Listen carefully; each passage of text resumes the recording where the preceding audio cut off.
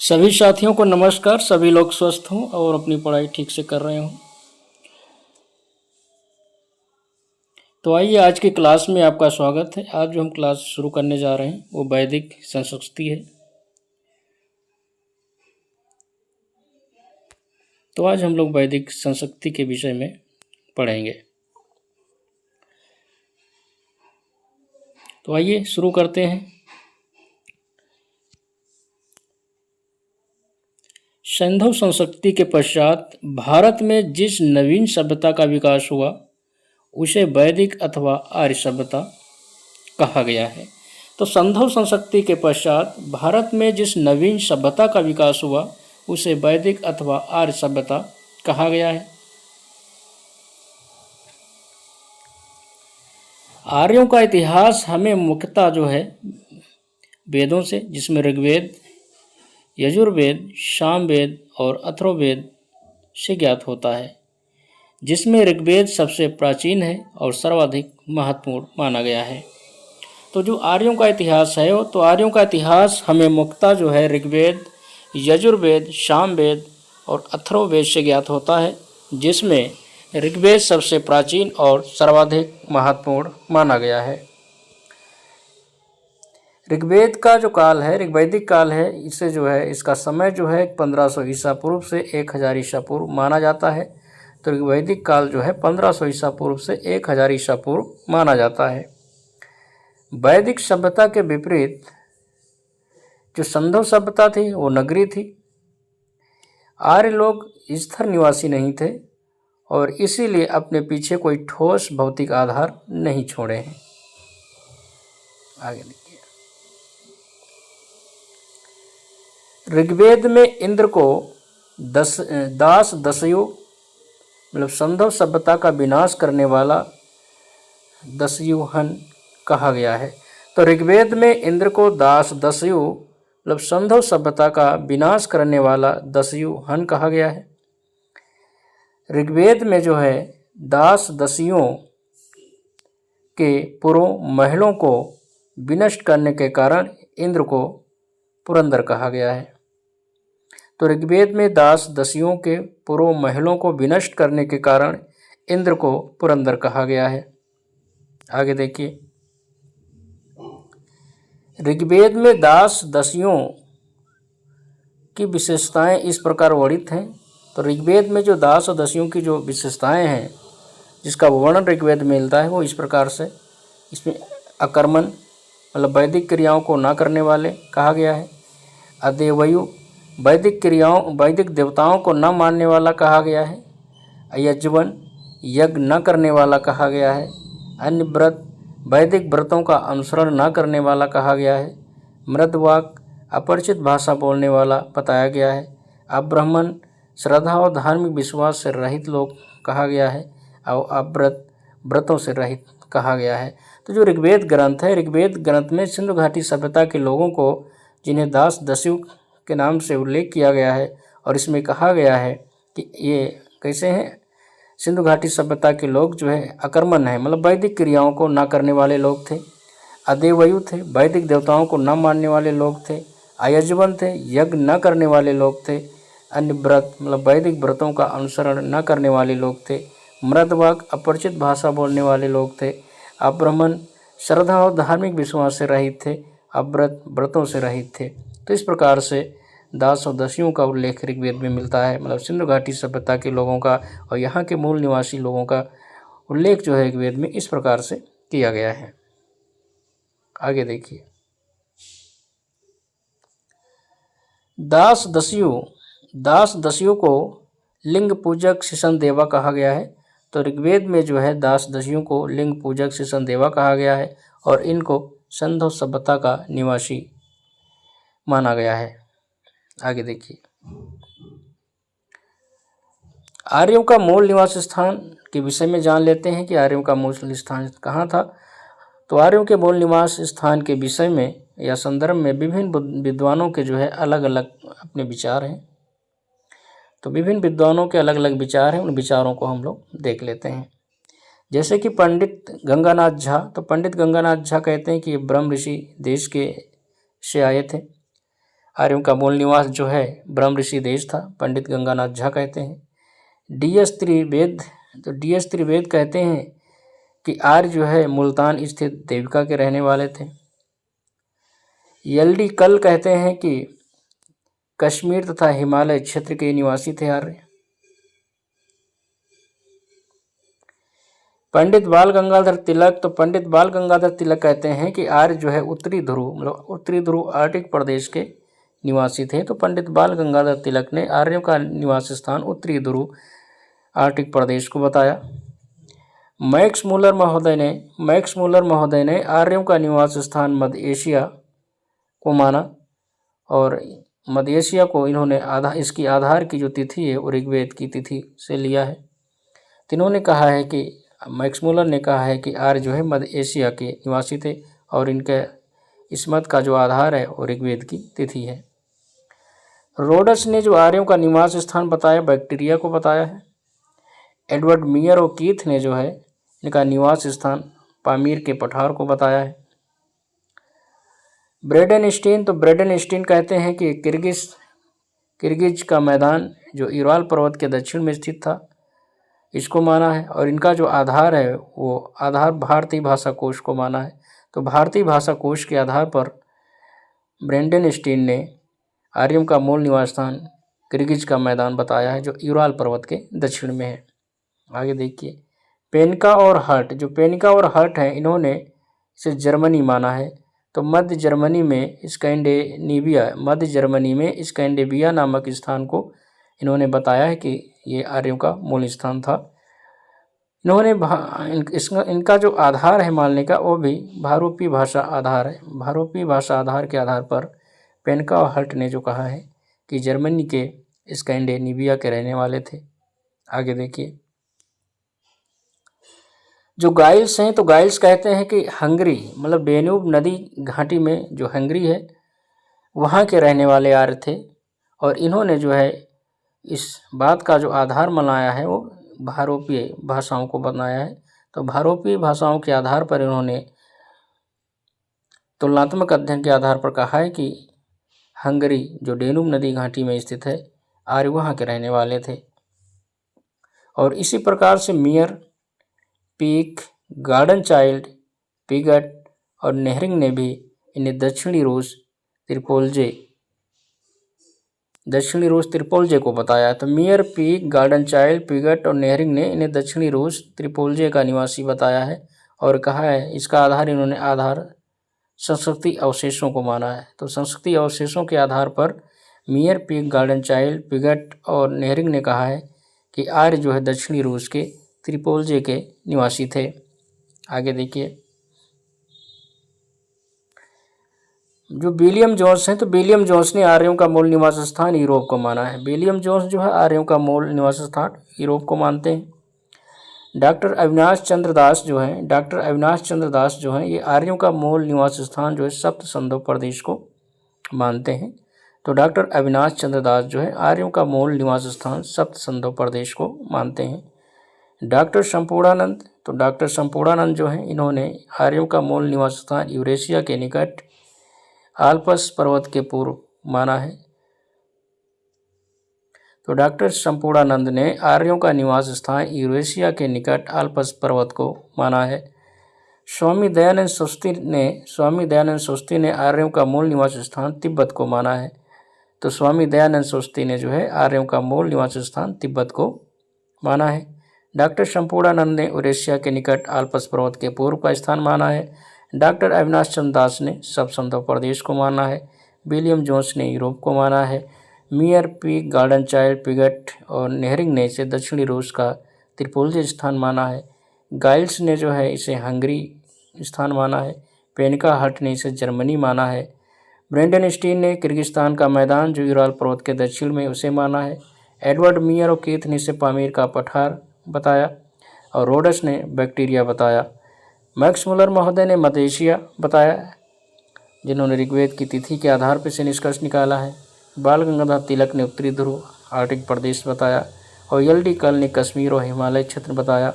DS Trived ने मुल्तान स्थित देविका को बताया, और पंडित गंगानाथ झा ने ब्रह्म ऋषि देश को बताया। तो इस प्रकार से विभिन्न विद्वानों के आर्यों के मूल निवास स्थान के संबंधित अपने अलग अलग विचार हैं, संदर्भ हैं। आगे देखिए, तो अधिकांश विद्वान जो है प्रोफेसर मैक्स मुलर महोदय के विचारों से सहमत हैं और आर्य मूलतः मध्य एशिया के निवासी थे। तो अधिकांश विद्वान जो हैं वो प्रोफेसर मैक्स मुलर महोदय के विचार से सहमत हैं और वो मानते हैं कि आर्य मूल रूप से मध्य एशिया के निवासी थे। आगे देखते हैं, तो आर्य शब्द जो है संस्कृत भाषा का है जिसका अर्थ उत्तम या श्रेष्ठ होता है। इसके विषय में यह कहना अधिक तर्कसंगत प्रतीत होता है कि आर्य जो है, आर्य शब्द जातीयता को इंगित न करके भारतीय समूह को इंगित करता है।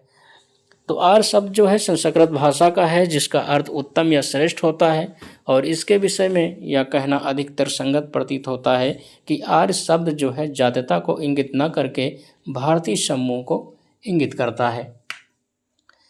आर्य शब्द मूलतः अरि से निकला है। आर्य शब्द जो है यह मूलतः अरि से निकला है और जिसका अर्थ विदेशी तथा अजनबी होता है।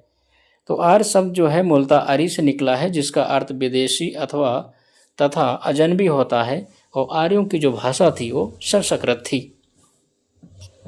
आर्यों की जो भाषा थी वो क्या थी? संस्कृत थी। आगे देखिए, आर्यों का मूल निवास स्थान आल्प्स पर्वत के पूर्व क्षेत्र में था जो वर्तमान में यूरेशिया, यूरोप प्लस एशिया के कहलाता है। तो आर्यों का जो मूल निवास स्थान था आल्प्स पर्वत के पूर्व क्षेत्र में था जो वर्तमान में यूरेशिया, यूरोप प्लस एशिया का मिला हुआ क्षेत्र जो है यूरेशिया जो कहलाता है, यहाँ के निवासी थे। भारत में आर्यों की जानकारी जो है ऋग्वेद से मिलती है। तो भारत में जो आर्यों की जानकारी है उसे वो हमें ऋग्वेद से मिलती है जो हिंद यूरोपी भाषाओं का सबसे पुराना ग्रंथ है। तो भारत में आर्यों की जानकारी हमें ऋग्वेद से मिलती है जो हिंद यूरोपी भाषाओं का सबसे पुराना ग्रंथ है और इस वेद में आर्य शब्द का उल्लेख 36 बार हुआ है। तो ऋग्वेद में जो आर्य शब्द का उल्लेख है 36 बार किया गया है। मध्य एशिया का बृहद भू अवरुद्ध क्षेत्र है। जो मध्य एशिया है ये एशिया का बृहद भू अवरुद्ध क्षेत्र है। संयुक्त राष्ट्र संघ ने मध्य एशिया की परिभाषा में 5 देश शामिल किए हैं जिसमें उज्बेकिस्तान, तुर्कमेनिस्तान, तजाकिस्तान, किर्गिस्तान और कजाकिस्तान है को शामिल किया है जो सोवियत संघ का जो है एक हिस्सा है। तो मध्य एशिया का जो बृहद भू अवरुद्ध क्षेत्र है, संयुक्त राष्ट्र संघ ने मध्य एशिया की परिभाषा में 5 देशों को शामिल किया है जिसमें उज्बेकिस्तान, तुर्कमेनिस्तान, तजाकिस्तान, किर्गिस्तान और कजाकिस्तान को शामिल किया गया है जो सोवियत संघ का हिस्सा है। भौगोलिक विस्तार देख लेते हैं। तो वैदिक संस्कृति का भौगोलिक विस्तार, आर्यों की आरंभिक इतिहास की जानकारी हमें का जो मुख्य स्रोत है वो क्या है? ऋग्वेद है। तो आर्यों की आरंभिक इतिहास की जानकारी का मुख्य स्रोत ऋग्वेद है। ऋग्वेद एक संहिता है और इसमें 10 मंडल हैं। इसमें 3 पाठ मिलते हैं, शाकल मिलता है, बालखिल मिलता है और वास्कल मिलता है। शाकल, बालखिल, वास्कल जो है ऋग्वेद के 3 पाठ हैं। आगे देखिए, ऋग्वेद में यंत्र तंत्र, अनेक नदियों और पर्वतों के नाम मिलते हैं। हिमालय की चोटी मुजवंत सोम के लिए प्रसिद्ध थी, इसका उल्लेख मिलता है। आर्यों का प्रसार अफगानिस्तान से लेकर गंगा घाटी तक था, इस बात का उल्लेख मिलता है। तो आर्यों का प्रसार जो है अफगानिस्तान से लेकर गंगा घाटी तक था, इस बात का उल्लेख मिलता है ऋग्वेद में। ऋग्वेद में जो है कुंभा, कुर्मु, गोमती, सुवास्तु नदियों का उल्लेख मिलता है जो अफगानिस्तान में थी। तो अफगानिस्तान की कुंभा, कुर्मु, गोमती, सुवास्तु नदियों का उल्लेख मिलता है ऋग्वेद में। ऋग्वेद में पंजाब की 5 नदियों का उल्लेख मिलता है जिसमें सिंधु नदी थी, बिस्तता नदी थी, चिन्नाव नदी, रावी नदी और बिपाशा नदी का उल्लेख मिलता है। तो ऋग्वेद में पंजाब की 5 नदियाँ सिंधु, बिस्तता, चिन्नाव, रावी, बिपाशा का उल्लेख मिलता है। साथ ही ऋग्वेद में सतुद्री नदी का उल्लेख मिलता है, सरस्वती नदी का उल्लेख मिलता है, यमुना, गंगा के नाम भी ऋग्वेद में मिलते हैं। ऋग्वेद की सर्वाधिक जो पवित्र नदी थी सरस्वती नदी थी। तो ऋग्वेद की सर्वाधिक पवित्र नदी सरस्वती नदी थी और सरस्वती नदी को नदीतम मतलब नदियों में सर्वश्रेष्ठ कहा गया है। तो सरस्वती नदी को नदीतम नदियों में सर्वश्रेष्ठ कहा गया है।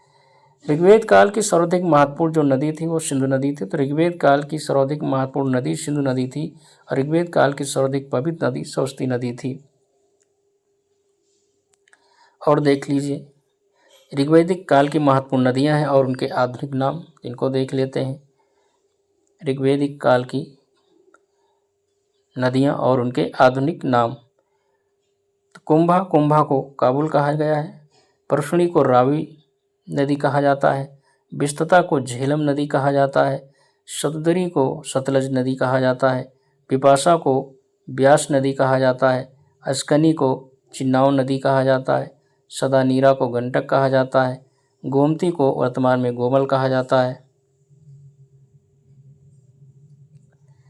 दृष्टावती नदी को जो है घग्घर या चितंग कहा जाता है, घग्घर या चितंग कहा गया है, सुवास नदी को स्वात नदी कहा गया है, सिंधु नदी को सिंध कहा गया है, सरस्वती नदी को घग्घर नदी कहा गया है, सुषोमा नदी को सोहन नदी कहा गया है, कुर्मू नदी को कुर्रम नदी कहा जाता है, मरुद बरधा नदी को कमरुवर्मन नदी कहा गया है। तो मरुद बरधा नदी को कमरुवर्मन नदी कहा गया है और जाह्नवी नदी को गंगा नदी कहा गया है। तो ये प्राचीन नदियां हैं और उनके आधुनिक नाम हैं, महत्वपूर्ण है। आगे देखिए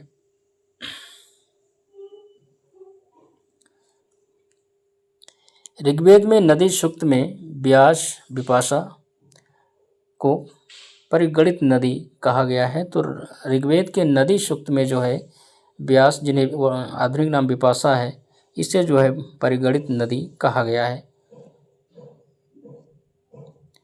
उसके स्थान पर मरुद बरधा नदी का उल्लेख मिलता है।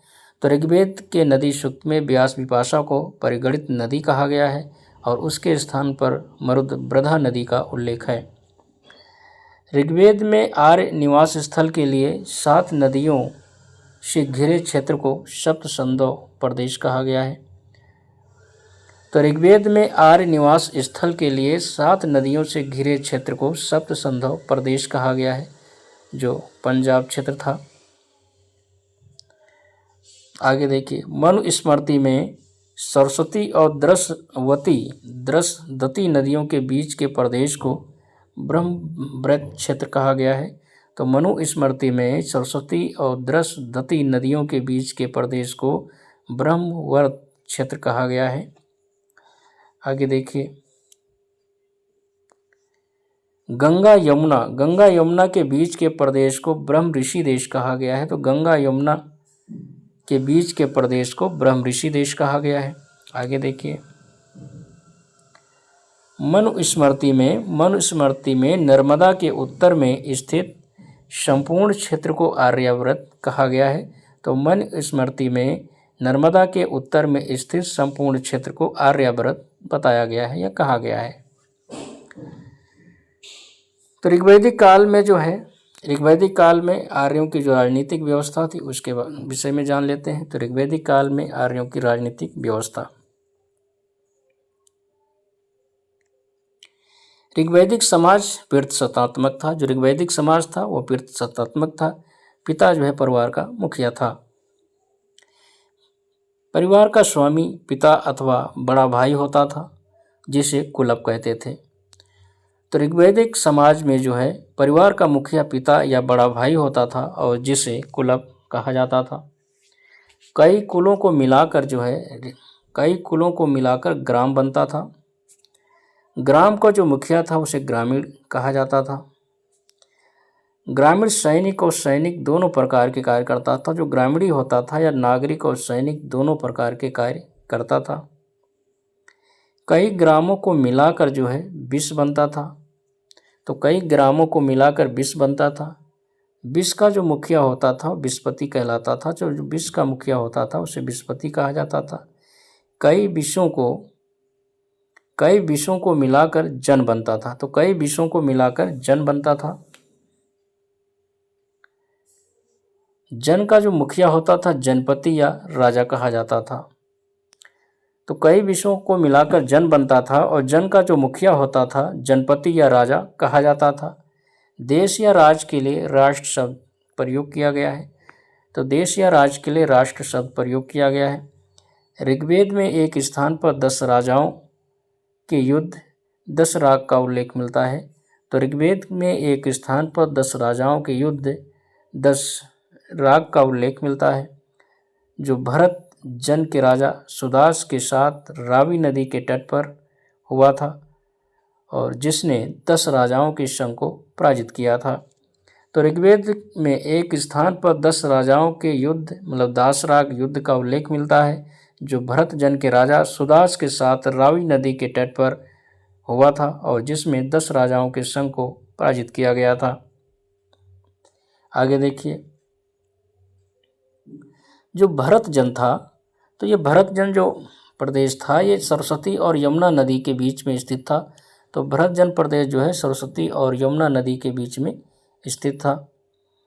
सुदास के पुरोहित वशिष्ठ थे, जो सुदास थे तो इनका जो पुरोहित था वशिष्ठ थे। ऋग्वेद के 7वें मंडल में 10 राग युद्ध का उल्लेख मिलता है, तो ऋग्वेद के 7वें मंडल में 10 राग युद्ध का उल्लेख मिलता है।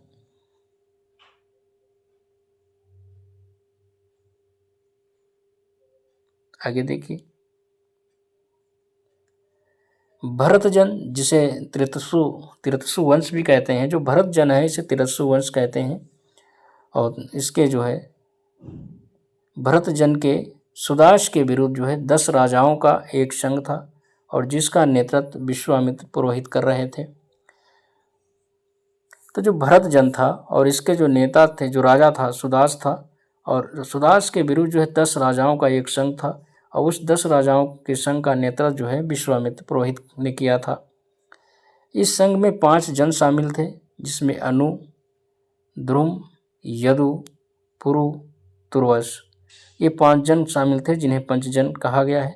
तो इस संघ में जो है 5 जन शामिल थे, अनु, द्रुम, यदु, पुरु, तुर्वस, जिन्हें पंचजन कहा गया है। इसमें 5 लघु जनजातियाँ शामिल थी जो यहाँ के मूल निवासी थे, अनिल, पकत, भलानस, शिव और विषाणनी। तो 10 राग युद्ध में 5 लघु जनजातियाँ भी शामिल थी, जिसमें अनल, पकत, भलानस, शिव और विषाणी जनजातियाँ थीं जो इस युद्ध में भाग ली थी। ऋग्वेदिक काल में सामान्यतः जो है राजतंत्र का प्रचलन था।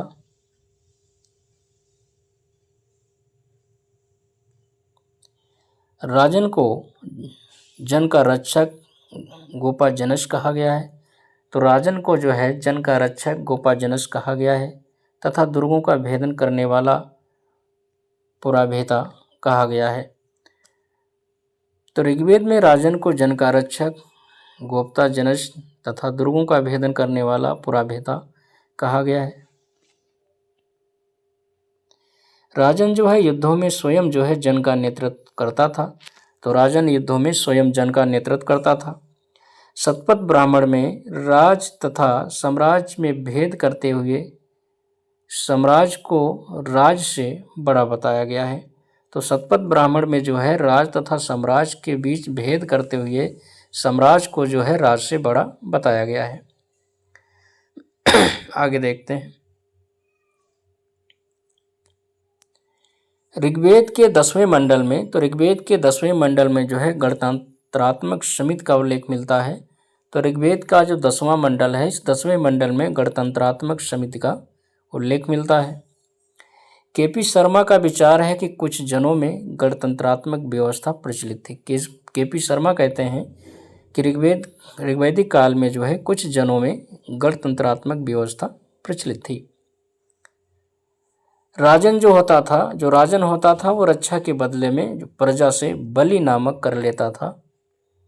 तो जो राजन होता था, तो राजन जो है प्रजा से मतलब रक्षा के बदले में प्रजा से बलि नामक कर लेता था। तो ऋग्वैदिक काल में राजन जो है प्रजा से बलि नामक कर लेता था। ऋग्वैदिक काल में राजन भूमि का स्वामी नहीं था। तो ऋग्वेद काल में जो है जो राजन होता था वह भूमि का स्वामी नहीं होता था। ऋग्वेद में जो है पुरोहित, सेनानी और ग्रामीण अधिकारियों का उल्लेख मिलता है। तो ऋग्वेद में पुरोहित, सेनानी और ग्रामीण अधिकारी का उल्लेख मिलता है। स्पर्श और दूत नामक कर्मचारियों का जो गुप्तचर थे, स्पर्श, गुप्तचर और दूत नामक कर्मचारी का भी उल्लेख मिलता है। तो ऋग्वेद में स्पर्श जो गुप्तचर का काम करता था, दूत था, इसका उल्लेख मिलता है। ऋग्वेद में मृत्युदंड की प्रथा नहीं थी। तो ऋग्वेद में जो है मृत्युदंड की जो है प्रथा नहीं थी।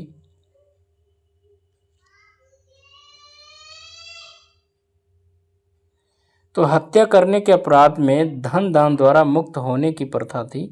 तो ऋग्वेद में जो है हत्या करने के अपराध में धन दान द्वारा मुक्त होने की प्रथा थी। अपराधी को खूंटे से बांधे जाने का उल्लेख मिलता है। तो ऋग्वेद में जो है अपराधी को खूंटे से बांधे जाने का उल्लेख मिलता है। ऋग्वेद में शर्द, ब्रात, गढ़ सैनिक इकाइयों का उल्लेख मिलता है। तो ऋग्वेद में शर्द, ब्रात और गढ़ सैनिक इकाइयों का उल्लेख मिलता है। तो शर्द, ब्रात और गढ़ सैनिक इकाइयाँ जो हैं, इनका उल्लेख ऋग्वेद में मिलता है। आगे देखते हैं।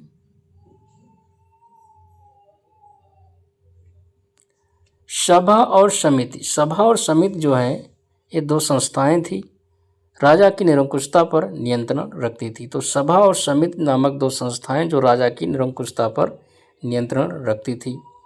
सभा जो है ये कुलीन, विशिष्ट एवं वृद्ध, मनुष्य, समृद्ध लोगों की संस्था थी। जो सभा होती थी यह कुलीन, विशिष्ट एवं वृद्ध, मनुष्य या समृद्ध लोगों की संस्था थी। समिति जो थी सर्वसाधारण लोगों की संस्था थी। जो समिति थी या सर्वसाधारण लोगों की संस्था थी। विदथ जो थी, तो विदथ जो है वृद्धों एवं विद्वानों की संस्था थी। तो विदथ जो है वृद्धों एवं विद्वानों की संस्था थी। विदथ आर्यों की सर्वाधिक प्राचीन संस्था थी। तो जो आर्यों की जो सबसे प्राचीन संस्था थी वह विदथ संस्था थी। ऋग्वैदिक काल में जो महिलाएं थी वो सभा एवं विदथ में भाग लेती थी। तो ऋग्वैदिक काल की जो महिलाएं थी वो सभा एवं विदथ में भाग लेती थी। अर्थोवेद में सभा और समिति को प्रजापति की पुत्रियां कहा गया है। तो अथर्ववेद में सभा और समिति को प्रजापति की दो पुत्रियां बताया गया है। समिति में सभापति को ईशान कहा गया है। तो समिति में सभापति को ईशान कहा गया है। तो इस प्रकार से हम लोगों ने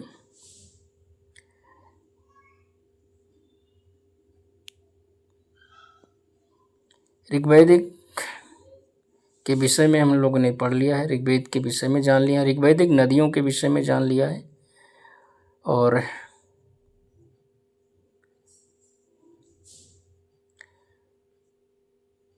आर्यों का मूल स्थान क्या था उसके विषय में हम लोगों ने जान लिया है।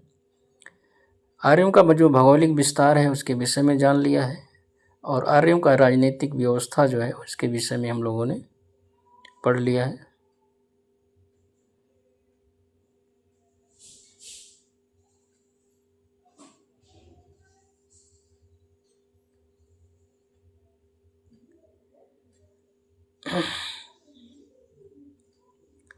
तो आज की क्लास यहीं तक रखते हैं और नेक्स्ट क्लास में आगे हम लोग पढ़ेंगे। देखने के लिए धन्यवाद। मेरे चैनल को सब्सक्राइब करें और दोस्तों में शेयर करें।